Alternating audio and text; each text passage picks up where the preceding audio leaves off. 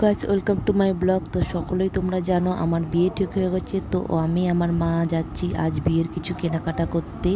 তো চলো তোমাদের সাথে সেটাই শেয়ার করি। বন্ধুরা, আমি আমার মা চলে গেছিলাম প্রথমত একটি শপিং মলে। তো বরমশাইয়ের জন্য একটি প্যান্ট নেব এখান থেকেই। তো বরমশাইয়ের জন্য প্যান্টটি খুঁজতে খুঁজতে চতুর্দিকটা আমি ঘুরে ততক্ষণ দেখছিলাম যে কোন প্যান্টটা নিলে সব থেকে বেটার হবে। তো আমার মা তো কনফিউশন হয়ে গেছিলো।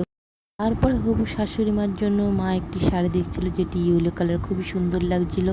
তো মার সেটা পছন্দ হলো না।